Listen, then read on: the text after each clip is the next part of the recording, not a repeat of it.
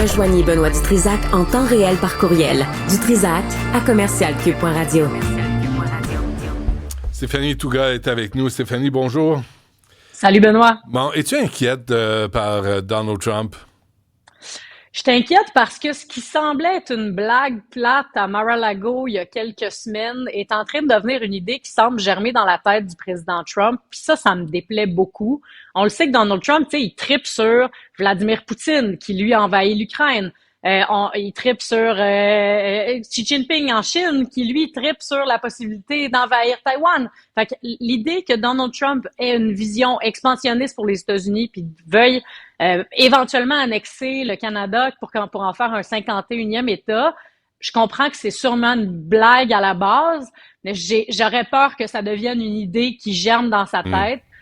Puis ça me déplaît beaucoup. Puis ça m'en dit long aussi sur le respect qu'il porte à cette relation-là que le Canada entretient avec les États-Unis depuis des décennies. Ça en dit long, en fait, sur qu'est-ce qui va se passer pour les 4 prochaines années. J'ai l'impression qu'il va falloir qu'on retienne notre souffle pendant 4 ans. Ça m'embête. J'ai une question pour toi, Mme Touga, là, parce que tu connais bien les choses.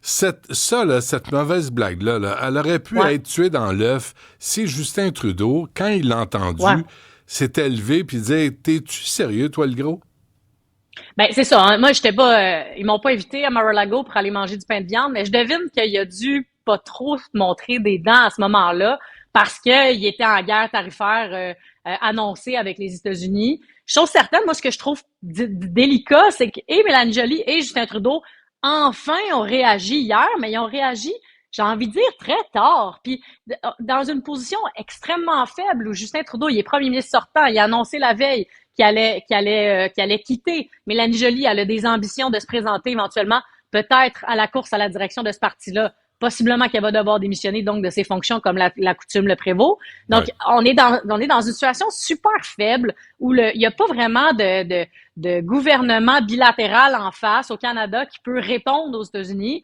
Fait que d'émettre des tweets hier soir, j'ai envie de dire enfin, mais c'est faible. 2, peut-être trop peu, trop tard. Comme tu dis, on aurait dû dire ça il y a plusieurs mois, tuer ça dans l'œuf. Là, table. On subit.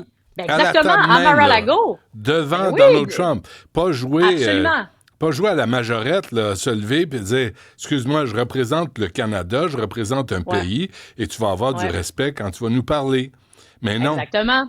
Mais non. Exactement. Puis ça en dit long aussi sur l'espèce de manque de courage, je pense, que le gouvernement canadien, ou du moins, manque de courage, oui, mais on a aussi pris pour acquis que les États-Unis allaient toujours être là pour nous protéger, hein, qu'ils allaient toujours être là pour nous backer, qu'ils allaient nous soutenir dans nos relations commerciales, dans nos relations de défense aussi. Puis là, Donald Trump, je le comprends. Il dit, moi, je suis tanné de payer pour vous autres. Puis honnêtement, je comprends ça. Il dit aux Canadiens, ben, mettez plus d'argent en défense, puis comme tout le monde le fait dans le temps. Puis vous êtes un peu le petit canard boiteux. Faites mieux, puis on va commencer à vous respecter davantage. Donald Trump, il réagit visiblement bien. Il respecte la force. Peu importe, que ce soit positif ou négatif, c'est ce qu'il respecte. Je pense pas que c'est ce que Justin Trudeau, pour lui, c'est ce qui incarne la force. Non. J'ai l'impression que Pierre Poilievre, pour l'instant non plus, c'est pas nécessairement ce qu'il incarne, la force face à un Donald Trump. Quand on regarde sa réaction sur Twitter, sur X, hier soir, OK, il a réagi, il a dénoncé les propos de Donald Trump.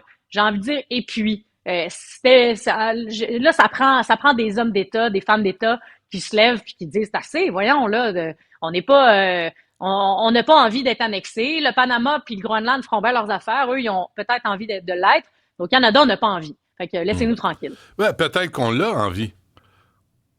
Oh boy. Oh! C'est ça l'affaire. C'est peut-être à regarder le Canada qui n'a aucune culture sauf celle américaine. Si tu regardes les émissions que les Canadiens regardent, Canadiens anglais, ce sont toutes des émissions américaines. Ils écoutent essentiellement de la musique américaine. Qu'est-ce que ça changerait dans le fond, là, Stéphanie? C'est ça. C'est sûr que moi, j'ai une posture éminemment québécoise. Dans ma tête, j'ai pas du tout envie que les États-Unis débarquent ici, qui s'approprient notre culture. Notre eau potable, hein, on a une portion importante de l'eau potable sur la planète qui se trouve au Québec, pas au Canada, au Québec. J'ai pas envie qu'il y ait accès à notre territoire. Non, moi, je dis non là à qui écoute là. Moi, je dis non merci en fait. Oui, tu vas avoir des soldats québécois avec un beigne de cheveux, du cutex aux ongles qui va venir défendre le territoire, toi. Tu penses ça vraiment? Ouais, pense à ça. Je sais que je dois te laisser aller, Stéphanie. Merci d'avoir été là. On se reparle demain. Merci, On se reparle Stéphanie. demain plus longtemps, sans faute. Salut.